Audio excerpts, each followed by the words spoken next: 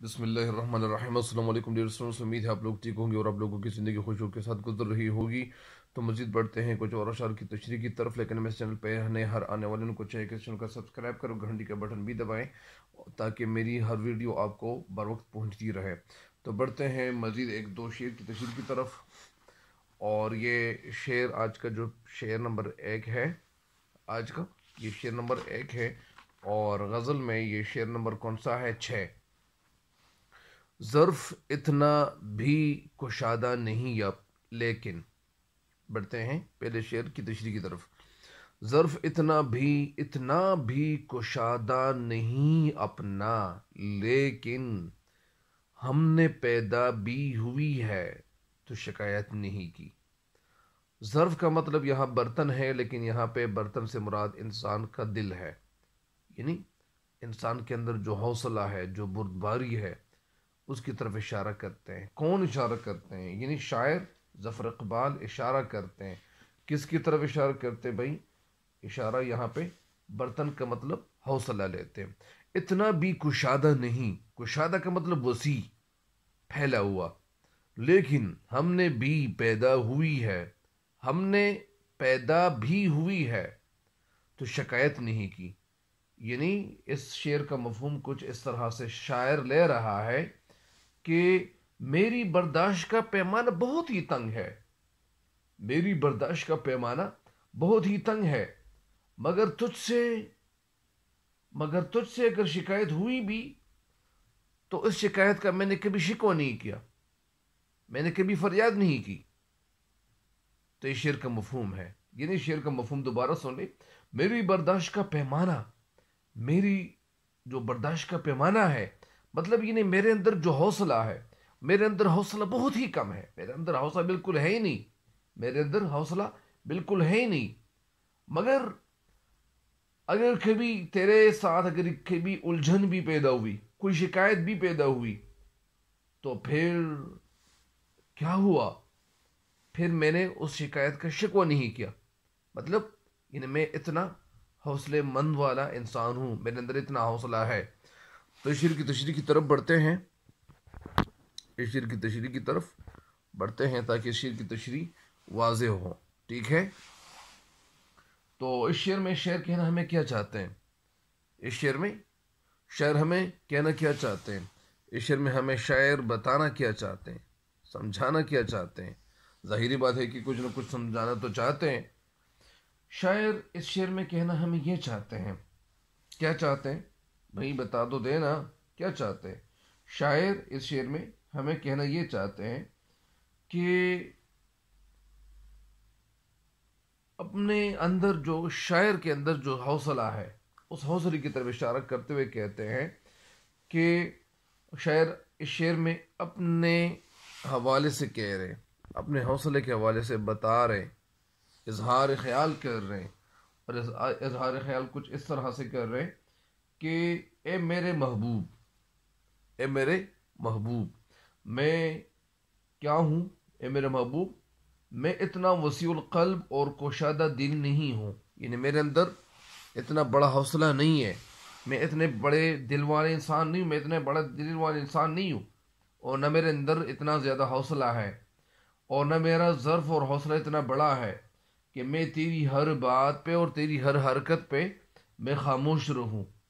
مطلب تو اس طرف سے ناز و نخرے دکھاتی جائیں اور ناز و نخرے کرتے جائیں اور میں برداشت کرتا رہوں، میں اتنا حوصلہ والے انسان نہیں ہوں، مگر وجہ کیا ہو سکتی ہے؟ ایسا کون سی وجہ ہو سکتی ہے کہ تیرے معاملے میں مگر پتہ نہیں ہے کہ تیرے معاملے میں میرا دل اتنا کشادہ اور اتنا بڑا حوصلے والا میرا دل کیسے بنا ہے، مگر کہ میں نے تیری ہر زیادتی اور تیری ہر تکلیف اور تیری ہر پریشانی کو میں نے یعنی خندہ روئی سے، مطلب یعنی خندہ پیشانی سے میں نے تیری ہر شکایت برداشت کی، اور میں نے کبھی اپنی زبان پر شکوہ بھی نہیں کیا ہے۔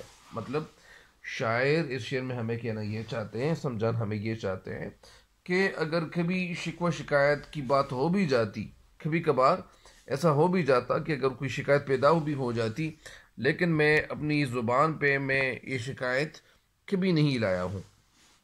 اصل میں شاعر کے ساتھ ہو کیا آ رہا ہے، شاعر کے ساتھ کیا ہو رہا ہے؟ اصل میں شاعر کیا ہے؟ عام شعراء کی بات جو ہوتی ہے تو وہ اور ہی ہوتی ہے، یعنی جو اور شعراء ہوتے ہیں وہ کہتے ہیں کہ اپنے جو محبوب کے حوالے سے بہت ساری باتیں کہہ رہے ہوتے ہیں کہ محبوب ہمارا ایسا ہے، محبوب ہمارا ایسا ہے، محبوب یہ کرتا ہے، محبوب وہ کرتا ہے۔ لیکن یہاں پہ جو محبوب ہے یہ تھوڑا سا ڈیفرنٹ ہے، تھوڑا سا مختلف ہے۔ اور کچھ لوگ ایسے بھی ہوتے ہیں کہ محبوب کو قاتل کہتے، کبھی ظالم کہتے، کبھی کافر کہتے، کبھی کیا کہتے، کبھی کیا، وہ مختلف القابات سے ان کو نوازتے ہیں۔ لیکن ظفر اقبال کی جو غزل ہے یہاں پہ یہ اصل میں اخلاقی جو شکست ہے، یعنی جو ایک اخلاقی بلندی ہے ان اشعار میں جو ہمیں ملتی ہوئی دکھائی دیتی ہے، تو اصل میں یہاں پہ ظفر اقبال اپنی حد سے باہر نہیں نکلتے۔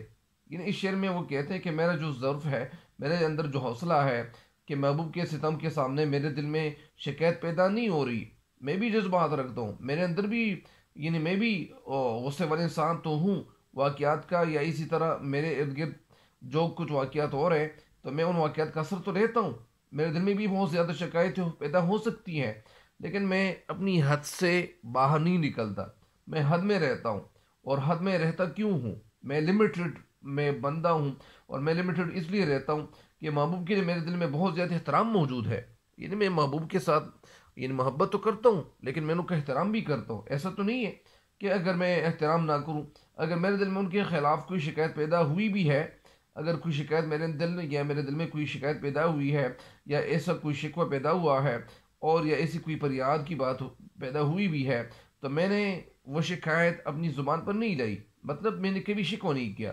انسانی خوبی بھی یہی ہے کہ وہ کیا کرے کہ وہ یعنی جو تکلیف ہے ہر تکلیف کو وہ برداشت کرتا رہے، اور برداشت کی صلاحیت ہر انسان کے اندر اللہ تعالیٰ نے رکھی ہوئی ہوتی ہے۔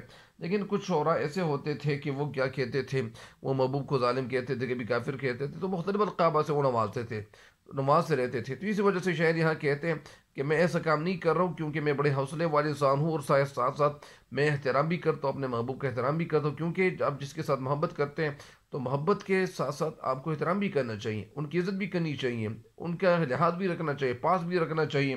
جس طرح حضرت موہانی ایک جگہ کہتے ہیں کہ تجھ کو پاسی وفا زر نہ ہوا، تجھ کو پاسی وفا ذرا نہ ہوا، ہم سے پھر بھی تیرا گلہ نہ ہوا۔ یعنی تجھ کو پاسی وفا ذرا نہ ہوا، ہم سے پھر بھی تیرا گلہ نہ ہوا۔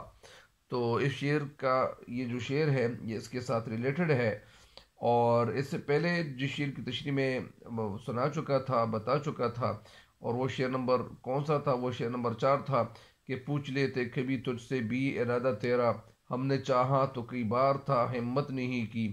تو اس شعر کے حوالے سے اگر میں آپ کو یہ بھی بتا دوں، یا اس شعر کے بعد ایک اور شعر بھی ہے، یعنی شعر نمبر 5، بہت اچھا بھی لگا تو ہمیں اس محفل میں، ہمیں دانستہ وہاں تیری حمایت نہیں کی۔ تو اس شعر کے ساتھ میرے ذہن میں یا اسی طرح میرے دل میں یا اسی طرح میرے ذہن میں ایک شعر پیدا یہ ہوا تھا کہ ایک شعر ہے، شعر کا نام تو مجھے نہیں پتا، اور شعر کچھ اس طرح سے ہے کہ کیا بتاؤں اس کے ساتھ وقت گزارا بہت ہے، کیا بتاؤں اس کے ساتھ وقت گزارا بہت ہے، دل کا قاتل ہی صحیح پر پیارا بہت ہے۔ یہ شعر بھی ڈیفرنٹ دکھائی دے رہا ہے، کبھی کیا لکھا ہوا ہے، کبھی کیا لکھا ہوا ہے۔ تو بہرحال یہ شعر میرے دل میں تھا اور یہ سنانا چاہ رہا تھا۔ یہ شعر کی تشریح تو گزر چکی ہے شعر نمبر 5 میں۔ بہرحال جو ویڈیو تھی وہ شعر آئی تھنک کہ ویڈیو نمبر 3 میں یہ شعر اس شعر کی تشریح میں کر چکا ہوں۔ بہرحال یہ اگلے شعر کی تشریح کی طرف بڑھتے ہیں۔ یہ بھی سچ ہے کہ تیرے ہم بھی سوالی نہ ہوئے، یہ بھی سچ ہے کہ تیرے ہم بھی سوالی نہ ہوئے، اور تو نے بھی کبھی کوئی عنایت نہیں کی۔ عنایت کا مطلب یہاں پہ کیا ہے؟ مہربانی۔ سوالی کا مطلب سوال کرنے والا، یعنی بھیک مانگنے والا۔ تو یہاں پہ بھیک کس چیز کی مانگی جا رہی بھائی؟ بھیک یہاں پہ محبت کی مانگی جا رہی، لیکن مانگی جا رہی نہیں مانگی جا رہی۔ شاعر اس شعر کا مفہوم کیا بتاتے؟ یعنی شعر کا شاعر مفہوم کچھ اس طرح سے بتاتے کہ یہ بات ایک حقیقت میں مبنی بات ہے، یعنی ایک بھی حقیقت ہے، یہ بات بھی ایک حقیقت ہے کہ میں نے کبھی تجھ سے کوئی سوال نہیں کیا، یعنی یہ بات سچ ہے، یہ بات سچ ہے کہ میں نے کبھی تجھ سے سوال نہیں کیا، اور نہ کبھی تو نے مجھ پر مہربانی کی، یعنی اگر میں تجھ سے کچھ مانگتا تو ظاہری بات ہے کہ کچھ نہ کچھ تو دے دیتا، لیکن نہ میں نے کوئی سوال کیا، نہ میں نے کبھی کچھ پوچھا ہے، نہ کچھ سوچا ہے، نہ کوئی میں نے تجھ سے کوئی سوال نہیں کیا۔ تو جب میں نے سوال نہیں کیا تو اس طرف سے تو نے بھی کبھی مہربانی نہیں کی، یعنی مطلب یعنی تو نے بھی میرے ساتھ محبت نہیں کی۔ اس شعر کا شاعر تشریح کیا بتا رہے؟ اس شعر میں شاعر کہنا ہمیں کیا چاہ رہے؟ شاعر اس شعر میں ہمیں کہنا یہ چاہ رہے کہ اصل میں ایسا کبھی نہیں ہوا ہے، یعنی شعر کہتے ہیں یہاں پہ کہ ظفر اقبال شعر اس شعر میں کہتے ہیں کہ میرے محبوب تیرا میرا تعلق بہت عجیب ہے، ایک حیران کن تعلق میرا اور تیرے بیچ میں ہے۔ یہ بھی ایک حقیقت پہ مبنی بات ہے کہ میں نے کبھی تجھ سے کسی چیز کا بس سوال نہیں کیا، اور نہ زندگی میں کبھی تجھ سے کوئی چیز مانگی ہے۔ اور دوسری بات یہ بھی ہے کہ میں نے اپنی جگہ، یعنی یہ بات بھی ایک اپنی جگہ درست بات ہے اور سچ بات ہے کہ تو نے بھی کبھی نہ مہربانی کی، مطلب یعنی تو نے بھی مہربانی نہیں دکھائی، نہ مہربانی کی نظر سے تو نے کبھی دیکھا اور نہ کبھی اچھا سلوک کیا، مگر مجھے تیری کوئی نہایت مہربانی یا اچھائی یاد نہیں آ رہی۔ یعنی شعر میں کہنا ہمیں کیا چاہ رہے؟ اصل میں شاعر ایسا نہیں ہے کہ شاعر متاثر ہوتا نہیں ہے، شاعر کا دل اور لوگوں کے مقابلے میں بہت زیادہ حساس ہوتا ہے، اور یہ متاثر ضرور ہوتا ہے۔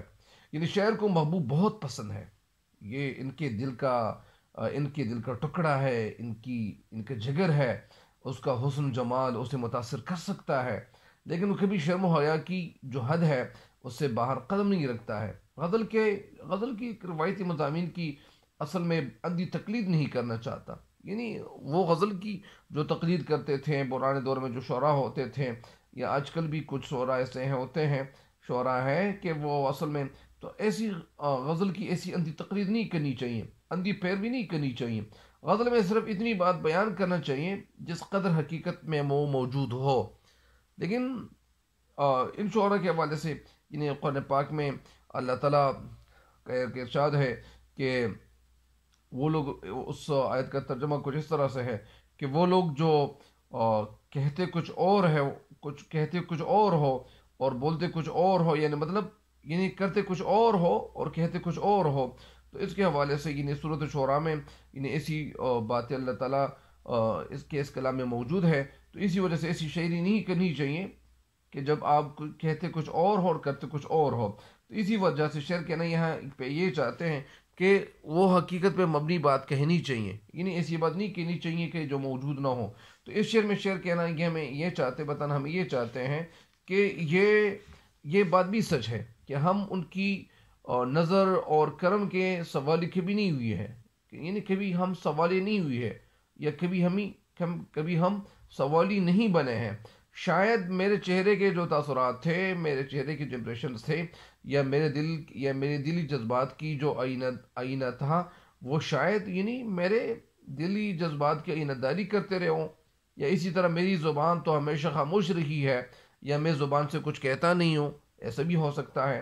لیکن میں اس بات کو بھی اقرار کرتا ہوں، میں اس بات کو بھی مانتا ہوں کہ انہوں نے بھی کبھی میرے ساتھ کوئی خاص مہربانی نہیں کی۔ ظاہر بات ہے کبھی کبھار کچھ ایسے لوگ ہوتے ہیں، یا کبھی کبھار آپ لوگوں نے لوگوں کو دیکھا ہوا ہوگا، یا اسی طرح کچھ لوگ ایسے ہوتے ہیں کہ سوالی ہوتے ہیں یا بھیک مانگتے ہیں، لیکن کبھی کبھار ایسے بھیک مانگنے والے بھی سامنے آ جاتے ہیں کہ وہ آپ سے بھیک نہیں مانگتے، لیکن وہ بھیک مانگنا چاہتے ہیں، وہ اپنی زبان سے کچھ کہنا چاہتے ہیں، لیکن وہ ان کی زبان سے بات نکلنے سے پہلے ہم ان کو کچھ نہ کچھ دے چکے ہوتے ہیں، 10 روپیہ یا زیادہ سے زیادہ پیسے بھی ہم دے چکے ہوتے ہیں۔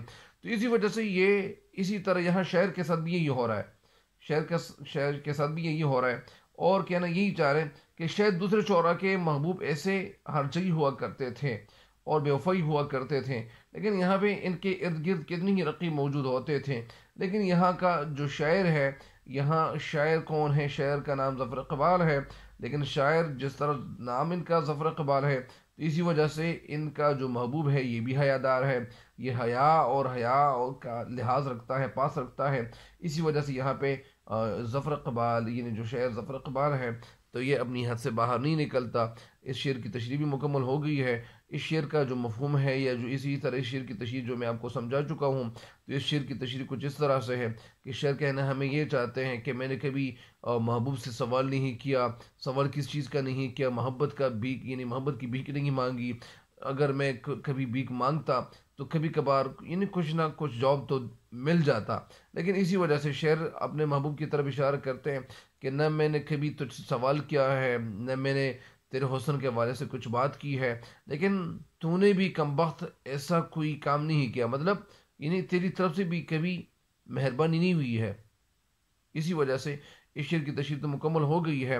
اور ایک شعر، دو شعر اگر میں آپ کو سنا دوں کہ میں تیرے حسن پہ تعریف و بھری کتاب لکھ دیتا، میں تیرے حسن پہ، یا اسی طرح میں تیرے حسن پہ تعریف و بھری کتاب لکھ دیتا، کاش تیری وفا تیرے حسن کے برابر ہوتی۔